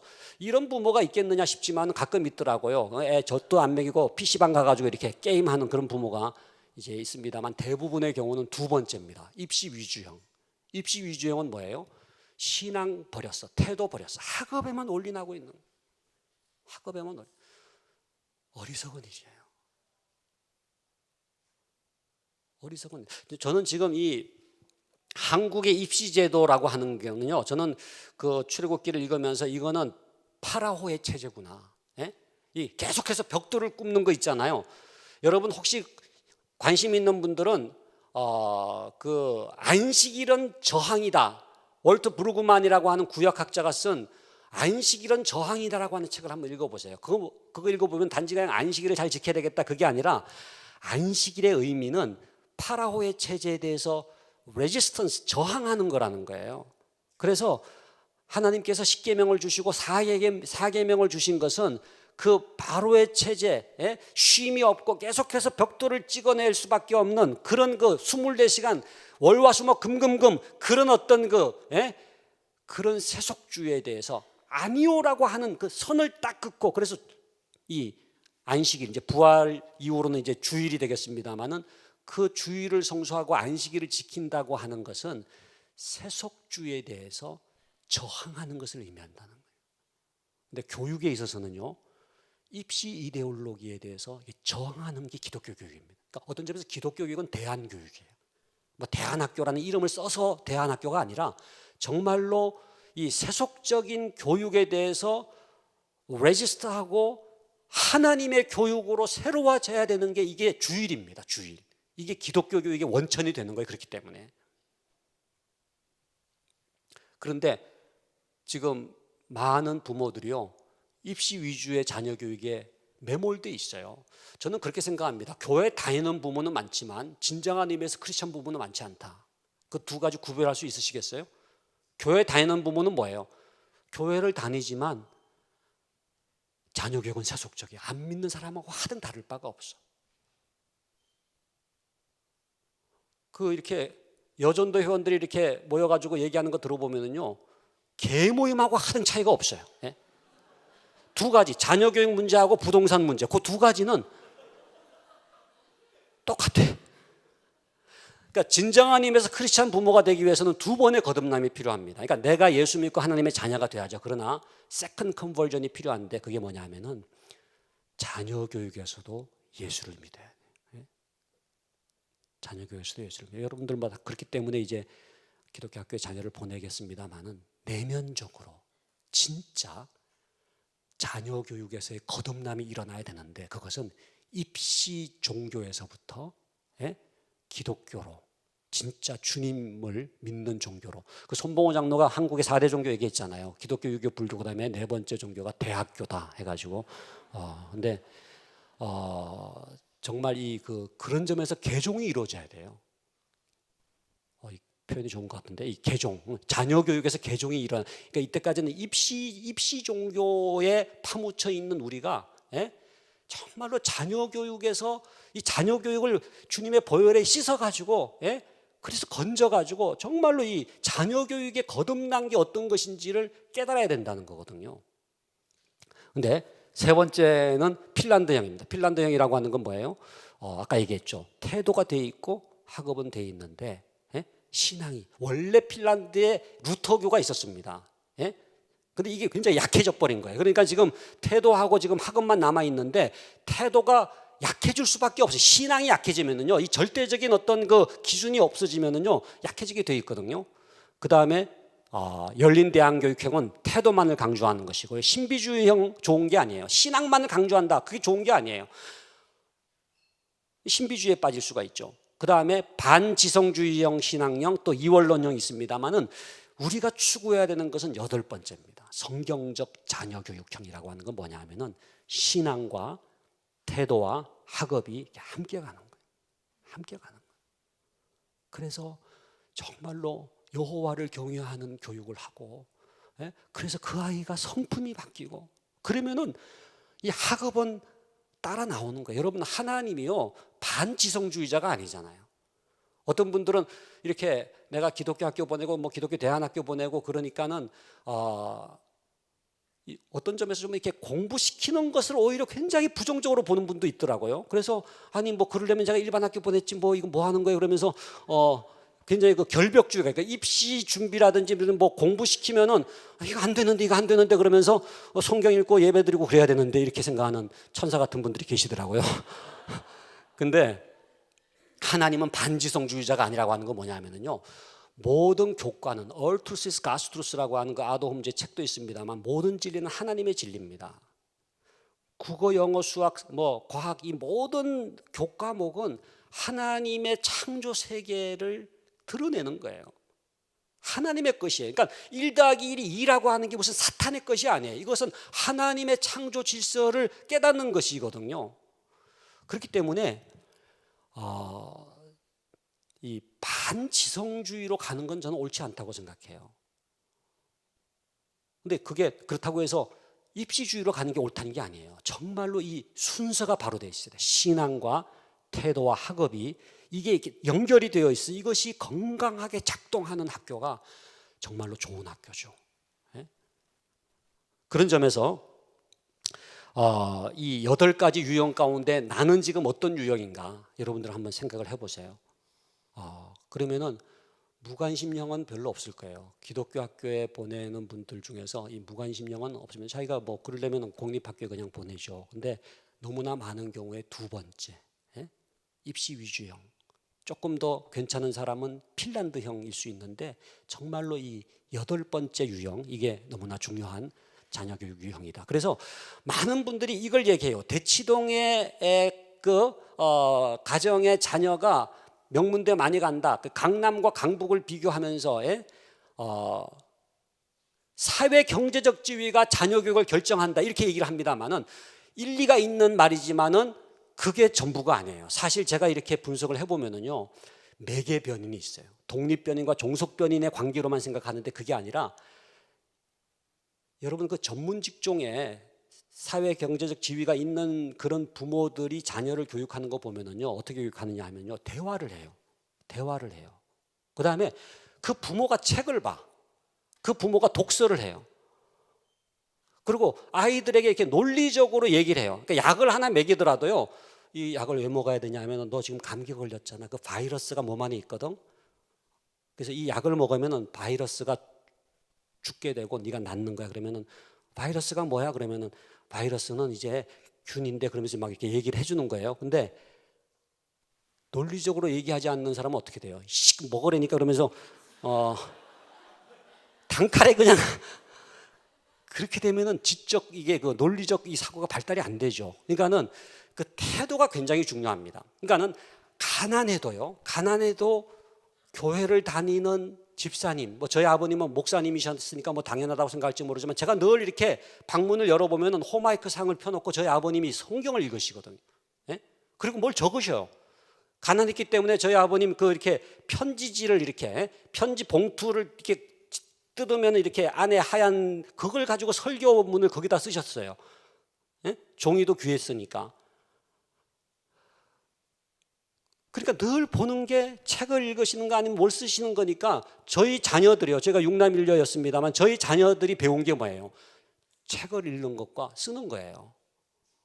그러니까 저희 아버님이 제대로 공부를 못하신 분이지만은 가난하기도 했고, 그러나 사회 경제적 지위가 아니라 그 아버지의 태도, 부모의 태도가 자녀에게 영향을 끼치는 겁니다. 그렇기 때문에 여러분들이 지금 뭐 좀 경제적으로 상대적으로 좀 이렇게 부유하지 못한 가정이 있을 수가 있습니다만은 절대 사회 경제적 지위 결정론이 아니에요. 얼마든지 태도의 변화를 통해서 자녀 교육에 영향을 끼칠 수가 있습니다. 좋은 기독교 학교는요, 좋은 태도를 가진 선생님과 선배들이 있는 그런 학교예요. 그런 학교에 소위 그 풍토가 있는 학교입니다. 그 안에서 아이들이 그런 분위기 속에서 그런 태도를 배우는 것이 학업에도 영향을 끼치는 거예요. 제가 최근에 굉장히 좋은 그 연구기관을 제가 이 사이트에서 찾았는데, 카더스라고, 김영수 목사님 아시죠? 예, 카더스 그 노텔담에 그 지금 그 이렇게 안에 그 본부가 있는데, 그 소위 그 미국의 이 교육학자보다는 사회학자들이 종교계 학교에 대해서 연구를 한 그 글들, 여러분들 지금이라도 나중에 홈페이지에 저기 들어가시면 돼요. 카더스라고 치면은 그게 이제 나오는데, 그게 지금 다운받을 수 있도록 되어 있는데 거기에 그런 연구물들이 많이 올라와 있습니다. 어떻게 종교계 학교가, 특별히 기독교 학교나 캐톨릭 학교가 공립학교보다 학업 성취가 뛰어나냐? 그거는 태도가 달라지기 때문에. 그러니까 신앙이 태도에 영향을 줘가지고 그 태도가 학업 성취에 영향을 준다는 거예요. 저희가 그 기독교 대안학교 교육 성과 분석이라고 하는 책을 냈는데, 그 책에서도 저희가 우리 한국의 기독교 학교들이 왜 이런 다른 공립학교보다, 이거는 뭐 꼭 학업만이 아니라 대인관계라든지 여러 가지 척도로 왜 좋은 결과를 내는지에 대해서 분석한 게 있는데, 마찬가지입니다. 이게 신앙, 태도, 학업이 연결되어 있기 때문에 이 태도적인 영향력이 있다는 거예요. 그래서 이제 좀 정리를 한다면은요, 5가지로 정리를 한다면은 5가지로 여러분들의 가치관이 저는 이렇게 새로워졌으면 좋겠어요. 첫 번째는요, 입시 위주의 교육에서 생애 위주의 교육으로. 정말로 그 아이가 어디에 들어간다가 아니라 생애를 통해서 하나님의 사람으로 살아가는 것에 대한 사모함과 비전을 가질 수 있기를 바라요. 그래서 천국 가서도 후회하지 않는 자녀 교육, 길게 보는 거 있죠. 조급해하지 않고. 두 번째는 점수 위주의 교육에서 실력 위주의 교육으로. 점수를 잘 받는 것이 아니라 정말로 이 진짜 실력이 있어야 되잖아요. 여러분, 무슨 토플 점수보다 중요한 건 영어 실력이잖아요. 진짜로 그 아이의 실력이라고 하는 거는요, 성품이 굉장히 중요한 실력입니다. 여러분, 대인관계 굉장히 중요한 실력이에요. 저도 지금 저희 연구소에 10명의 이제 연구원이 있습니다만은, 중소기업을 하는 분도 마찬가지고 대기업의 CEO도 마찬가지고 제가 만나보면은요, 어떤 직원을 뽑을 거냐, 똑똑하기만 한 그런 사람을 뽑지 않겠다는 거예요. 이 협력을 잘하고 성실하고, 이 성품이 얼마나 중요한 실력이냐라고 하는 거거든요. 여러분, 지금은요, 지금 우리가 뭐 소위 완전히 지금은 이 정보 사회를 넘어서서 그야말로 초정보 사회인데, 지금은요 사실은 네이버 지식 검색이나 이런 데 들어가면은요, 지금 인공지능도 마찬가지고요, 이제는 대부분 우리가 공부해야 될 것들이 이미 다 안에 있어요. 그러니까 그렇기 때문에 앞으로 사회에 진짜 필요한 인재는요, 그것을 암기하고 있다든지 지식이 축적, 뱅킹, 에듀케이션을 통해 가지고 뭐 그 지식을 머릿속에 가지고 있는 그런 자녀가 아니라 이게 창의력입니다. 상상력이고 그 다음에 성품이에요. 그런 아이가 이제는 진짜로 필요로 하는 그런 시대가 이제 되는 거거든요. 그러니까 그런 점에서 진짜 실력은 점수가 아니기 때문에 너무 점수에 대해서 이렇게 여러분들이 절망하지 마시고, 그 아이가 진짜 균형 잡힌 실력을 갖추는 아이가 되는 것에 관심을 갖는 것이 건강한 기독교 교육으로의 변화입니다. 세 번째는요, 결과 위주의 교육에서 과정 위주의 교육으로. 그러니까 결과가 몇 점이냐 이거보다도 얼마나 성장했느냐가 굉장히 중요합니다. 이게 그 달란트 비유의 핵심이거든요. 결국은 몇 달란트를 남겼느냐 그 결과가 아니라 그 프로세스가 중요한 거예요. 최선을 다했는지가 중요한 거예요. 그리고 지식 위주의 교육에서 지혜 위주의 교육으로 정말 진짜로 깨달음을 갖는 거 있잖아요. 예? 정말로 깨달아야 될 것을 깨닫는 거. 지적 탁월성 교육에서 전인적 탁월성 교육으로. 그러니까 우리가 말이죠. 이건 뭐 우리 교육학자들의 공통된 생각입니다만은 한국의 교육은 전체 탁월성 가운데 너무 일부분의 탁월성에만 제한되어 있다. 그게 뭐냐면 인지적 탁월성 중에서도 암기력에만 초점을 맞추고 있다는 거예요. 얼마나 많은 능력이 필요한데 굉장히 편협한 탁월성만을 얘기하고 있다는 거예요. 여러분, 대인관계적 탁월성도 있고 예술적 탁월성도 있고 영적 탁월성도 있고 얼마든지 탁월성이 있는데 그런 점에서 하나님께서 원하시는 것은 그야말로 이 통합적인 탁월성, 균형 잡힌 탁월성, 홀리스틱한 탁월성, 전인적 탁월성을 원하는 거예요.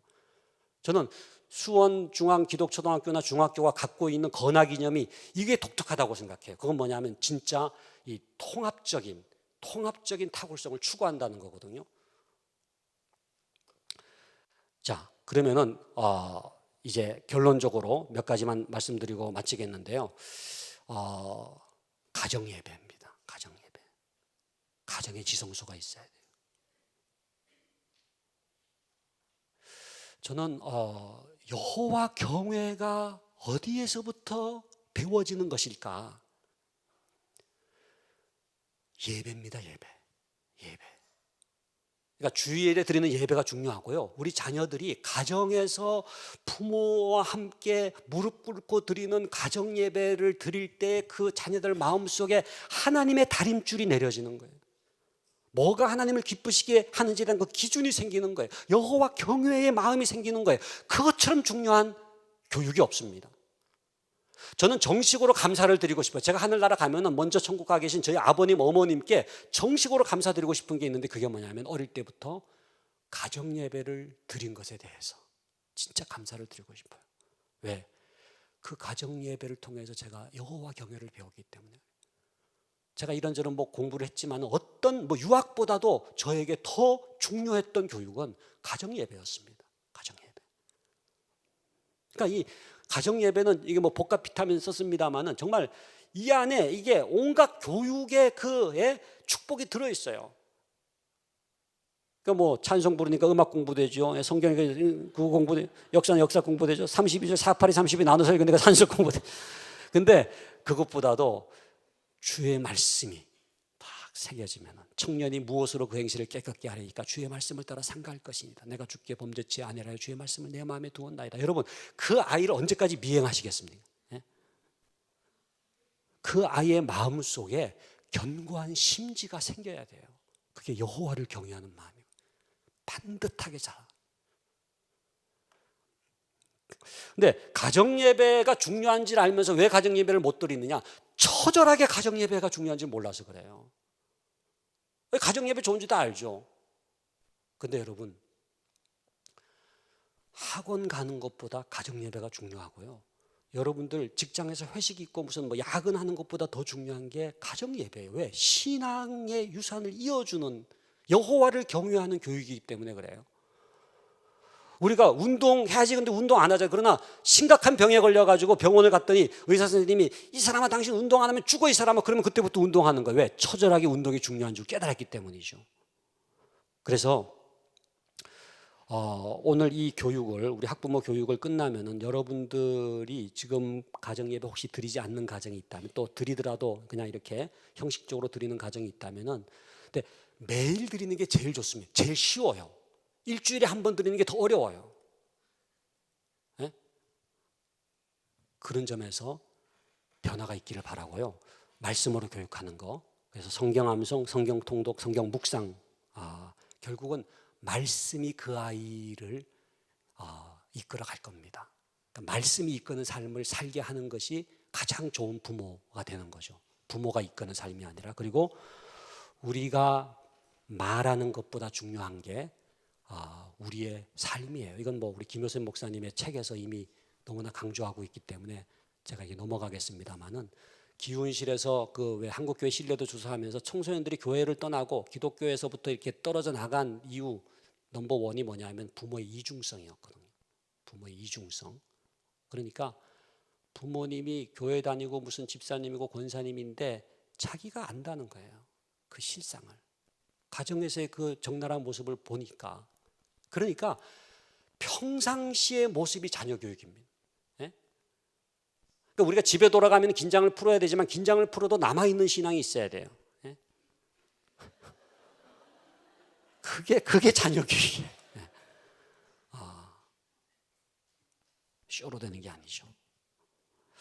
자, 그래서 나는 과연 어떤 이미지로 새겨지고 있을까? 예? 이렇게 한번 돌아볼 수 있기를 바라고요. 그래서 요 그림 그냥 시간이 없기 때문에 간단하게 설명드리겠습니다만은 6가지가 우리를 흔들고 있습니다. 지금 이 자리에 앉아 계시지만 여러분들을 흔들고 있는 6가지 요소가 있어요. 위에 갈수록 좀 이렇게 거시적인 것이고 밑으로 갈수록 미시적인 겁니다만은 첫 번째가요. 사실 이 유교권이라고 하는 게 뭐예요? 그러니까 여러분들이 아무리 뭐 미국의 좋은 프로그램, 교회 학교도 마찬가지입니다. 새들베크 가져오고 무슨 윌러 크리크 가져와도요 안 되는 이유가 뭐냐면요, 한국, 중국, 일본은요 유교권이거든요. 문화적으로 달라요. 여기에는요 체면 남을 의식하는 거예요. 그래서 이 유교에서 제일 중요한 건 뭐냐 하면은 남 앞에서 이렇게 예의를 차리는 거 있지 않습니까? 그래서 이 체면 문화라는 말을 우리가 씁니다. 기독교를 죄 문화라고 한다면 이제 유교를 체면 문화라고 얘기하는데 남을 너무 의식하는 거예요. 그러니까 자녀 교육에 있어서 제일 우리를 넘어지게 하는 게 뭐냐 하면은 남이 어떻게 생각할까에 매여서 진실된 자녀 교육을 포기하는 거예요. 자꾸 이렇게 거짓된 자녀 교육으로 이렇게 자꾸 이렇게 변화가 돼버리는 거예요. 남에게 보이기 위해서. 그러니까 자녀 교육은 그 아이의 진실로부터 출발해야 되는데, 아유 네가 그 대학 들어가면 내가 무슨 낯자로 교회 가냐, 나 교회 옮겨야 되겠다, 뭐 이렇게 되는 거예요. 나 더 이상 원천 진해 못 나가. 너 그런 식으로 하면 엄마 떠날 거야. 그래서 여러분들이 혹시 시간이 되시면은 정수복 씨가 지은 한국인의 문화적 문법이라는 책이 있습니다. 뭐 이렇게 얘기해도 안 읽더라고요. 그래서 뭐 기대는 안 합니다. 그러나 혹시 의인 한 명이라도 있으면은 근데 이 한국인의 문화적 문법이라고 하는 책은 한국인의 의식구조라는 이규태 씨의 책 다음으로는 한국인의 의식구조를 잘 분석한 책이에요. 거기에 보면은 한국인이 유교하고 무교, 샤머니즘하고 유교의 영향을 받아, 특별히 유교를 강조하는데 혈연, 지연, 학연에 이게 해가지고 남들을 너무 의식한다는 거예요. 이분이 결론을 뭐라고 그 책에 썼냐 하면은 개인주의가 돼야 된다는 거예요. 우리는 개인주의는 나쁘다라고만 생각했는데 한국은 개인주의를 회복해야, 서구는 다 이렇게 집단주의에서 개인주의 된 다음에 지금 공동체를 강조하는데 한국은 유교적 집단주의에서 바로 공동체를 강조하다 보니까 개인적인 어떤 뭐라 그럴까요? 자유함이 없다는 거예요. 배째라는 식으로 돼야 된다. 내 자식이 그 대학 들어간다. 우리가 뭐 농담삼아 무슨 뭐 아인슈타인 우유 얘기하고 무슨 뭐 소우유 먹였다가 뭐 연세 우유 바꿨다가 그다음에 정신 차리고 건국 우유 먹였다가 지금 뭐 저지방 우유 먹인다 이런 얘기 합니다만은 저지방 우유 먹인다 어쩔래? 저지방 대학 다닌다 어쩔? 그러니까 그야말로 나는 나다라고 하는 것에 대해서 이렇게 선언을 해야 되는데 그러지 못하고 이게 남들이 어떻게 생각하느냐 이렇게 빠져 있는 거예요. 그러니까 여러분 우리가 끊어야 될 탯줄 3가지가 있습니다. 육체적 탯줄 처음에 태어날 때 끊잖아요. 두 번째는 사춘기 때 끊어지는 게 심리적 탯줄이죠. 부모로부터. 그러니까 사춘기 때 반항하는 거는요 굉장히 건강한 겁니다. 여러분들 지금 중학교 1학년, 2학년 되면 부모들이 놀래죠. 우리 애가 절대 그럴 리가 없는데. 우리 애 아니에요. 걔는 우리 애 아니에요. 우리 애 아니긴 뭐가 우리 애 아니, 우리 애인데. 근데 반항한다고 하는 거는요 독립한다는 얘기거든요. 그러니까는 저는 이 사춘기가 되기 전에 부모가 마음으로 준비해야 되는 건 뭐냐 하면은요 반항에 대해서 이렇게 받아들일 마음의 준비를 해야 돼요. 그러니까 사실 그런 점에서 저는 이게 부모 교육이요 이렇게 이 자녀 발달에 맞게 부모도 발달을 하지 않습니까? 그 발달 단계에 맞게 준비를 해야 되는데 제일 중요한 것은 사춘기 때는 반항하게 될 것에 대해서 우리가 준비를 해야 되는 거거든요. 근데 그건 굉장히 건강한 거라는 거예요. 왜? 두 번째 심리적 탯줄을 끊는 거기 때문에 세 번째 탯줄이 뭐냐면 사회적 탯줄입니다. 이게 뭐냐면 남을 의식하는 데서부터 자유로워지는 거예요. 근데 이게 안 되는 거예요. 끝까지 이게 안 돼서 목사님들도 결국은 비교하고 같은 지역에 주로 더 큰 교회하고 비교해가지고 열등감을 느끼는 거예요. 더 적은 교회도 얼마든지 있는데 적은 교회를 계속 탐방하면서 위로를 받아야 되는데 근데 그런 기준 자체로부터 벗어나야 되는데 계속해서 이렇게 매여 있는 거예요. 평생을 결국은 자유롭지 못한 삶을 사는 건데 가장 피해를 보는 것이 그런 부모에 속해 있는 자녀입니다. 자녀예요. 그래서 이 유교 이거 있고 이 언론 매체 사회적인 거 있죠. 공동체 의식이라고 하는 건 뭐냐면요. 이게 이 믿는 집단이라고 하더라도 구역 모임 제가 그 얘기를 구역 모임 가서 고액과외를 소개받았다는 거예요. 그게 무슨 얘기냐 그랬더니 구역 모임 가서 자녀 교육을 얘기했더니 아니 그딴 식으로 애 키워서 어떻게 2호선 타겠어 그랬더니 그러니까 자기는 왜 2호선 타야 되는지도 몰랐대요. 근데 이게 구역 모임이든지 무슨 뭐 목장이든지 그런 모임조차도요 이 자녀 교육 얘기가 세속적이다 보니까 가서 이렇게 약해지는 거예요. 시험 드는 거예요. 여기 지금 그 가족 친지들의 판단도 있습니다만은 우리가 지금 얼마 전에 추석 지났잖아요. 구정이 이제 올 겁니다. 이렇게 명절 돼서 가족들 만나면은요 장로님 가정이고 권사님 가정인데도 그 자녀 교육에 대해서는 세속적인 거예요. 그러니까 시험하더라. 내가 약해져. 그래서 뭐 너 잘 생각해봐. 야 너 뭐 기독교 학교도 좋지만 야 그 수원 그렇게 다녀가지고 되겠냐? 그런데 다녀가지고 이렇게 누가 얘기하면은 언니 무슨 얘기야? 이렇게 얘기하면서도 내가 마음이 흔들리는 거예요. 그래서 제가 이거 조기 유학을 연구해 보니까요. 그 조기 유학에 이제 뭐 도전형도 있고 좋은 조기 유학도 있는데 많은 경우가 도피형이에요. 도피형은 뭐냐면 동서 언니가 특목고 자녀가 붙었다 그러면 그 동생은 조기 유학 보내는 거예요. 여기서 특목고 안 될 거면은 이게 조기 나는 우리 애 유학 보내서 이렇게 되면 자유로워지잖아요. 이 모든 비교로부터. 그래서 이 가족 친지들 또는 뭐 우리 뭐 목장 모임, 구역 모임이라고 하더라도 중요한 것은 그 모임 안에 성경적 자녀 교육이 존중받아야 돼요. 진짜 건강한 교회는요. 성경적 자녀 교육이 존중받고 그렇기 때문에 신앙생활 제대로 안 하고 무슨 어느 대학 명문대학 들어갔다고 무슨 뭐 축복받았다고 그렇게 광고하는 그런 교회가 아니라 정말로 그 아이를 믿음의 눈으로 바라봐 줄 수 있는 공동체 그런 공동체가 중요해요. 그러니까 그렇기 때문에 이 학부모 모임이 굉장히 중요합니다. 그러니까 적어도 수원중앙기독초등학교나 중학교의 부모 공동체는 바로 이 믿음의 가치관으로 함께 있는 공동체이기 때문에 여기 와서는 힘을 얻는 거예요. 그러니까 또 약해질 수 있지만 다시 모여서 이런 모임을 매주 하는 거죠, 목사님. 이렇게 매주 할 필요가 있어요. 이렇게 해가지고 계속해서 이렇게 힘을 이제 얻어야 되는 거죠. 설마 한 학기 한 번 하고 그러지는 않을 거라고 생각. 그리고 이 개인적 가치관이 뭐냐 하면은 우리의 피 속에요 세속의 피가 흐르고 있습니다. 세속 교육의 피가 흐르고 무슨 얘기냐면 우리가 기독교 교육을 받지를 못했어요. 그러니까 내가 기독교 교육으로 자녀 교육을 시킨다고 하지만 내 피 속에는 세속 교육의 피가 흐르기 때문에 결국은 흔들리는 거예요. 내가 흔들리는. 그리고 맨 밑에는요. 우리가 이 허영 이 자식에 대해서 그래서 이 대리만족을 느끼려고 그러고 욕심이 잉태한 즉 죄를 낳고 죄가 장성한 즉 사망을 낳는다고 그랬는데 그 욕망이 자리하고 있는 거예요. 결국은 자녀 교육은 자기와의 싸움입니다. 내가 정말로 신실한 크리스찬이 되느냐의 싸움인 거예요. 내가 정말로 이 욕심을 제어하고 진짜 그리스도께 복종케 되는 그러한 그 싸움인 거예요. 그래서 이 기도 학부가 지금 흔들리잖아요. 이 6가지로 흔들리는데 이걸 붙들어 줄 수 있는 2가지가 성경적 가치관, 하나님과 나와의 관계입니다. 그러니까 여러분들이 하나님과 펠로십을 얼마나 깊이 갖느냐가 너무너무 중요해요. 기도 학부모가요, 여러분 계속해서 말씀 속으로 나아가지 않으면은 여러분들이 어느새 이미 세속 부모가 되어 있는 자기를 발견할 수밖에 없어요. 그리고 밑에는 뭡니까? 밑에는 기독 공동체의 가치관이에요. 그렇죠? 여러분들이 이렇게 같이 모이는 겁니다. 그래서 우리 자녀들도 하나님과의 관계하고 자녀들의 공동체가 너무나 중요하기 때문에 그 아이들이 수원 이 기독 공동체에서 양육받게 될 때 기독교 교육이 이루어질 수가 있다는 거죠. 그래서 이제 끝내야 되겠는데요. 부모의 가장 중요한 관계는 그렇기 때문에 부모와 하나님과의 관계, 하나님과의 관계. 그래서 출애굽은 혼자 탈출할 수 있는 게 아닙니다. 집단 탈출입니다.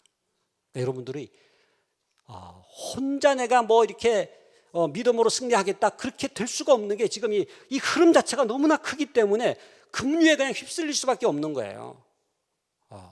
그래서 두세 사람이 모인 곳에 나도 그들 중에 있다. 삼겹줄은 끊어지지 아니하나니 그 말씀을 기억할 수 있기를 바라고 공동체를 사모할 수 있기를 바라고 마지막으로 그래서 이 교회와 가정과 학교가 이렇게 연결돼야 되는데 그 한복판에 부모가 있어요.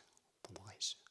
그래서 여러분이 건강하게 믿음으로 서 계셔야 학교가 바로 설 수 있고요. 교회가 바로 설 수 있고요. 가정이 바로 설 수가 있어요.